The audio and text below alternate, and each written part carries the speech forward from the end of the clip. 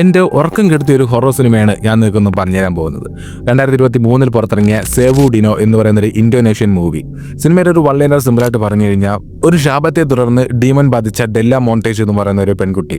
ഈ പെൺകുട്ടിയെ റിച്വൽ കർമ്മങ്ങൾ ചെയ്യാനായിട്ട് മറ്റൊരു 3 പെൺകുട്ടികൾ പോകുന്നു. അതിലൊരാളാണ് സിനിമയിലെ കഥാനായിക.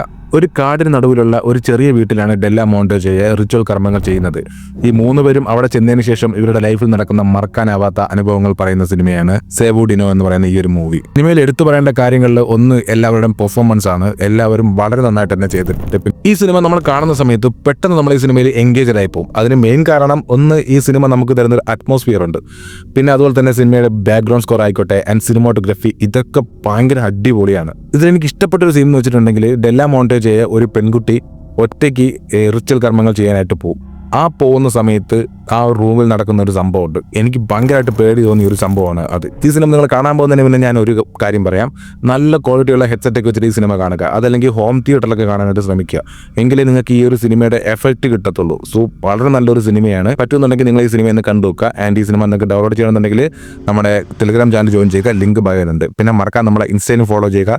ഇൻസ്റ്റയിൽ മൂവി റെക്കമെൻഡേഷൻസ് വീഡിയോസ് ഒക്കെ നമ്മൾ ചെയ്യുന്നുണ്ട്. Okay, by.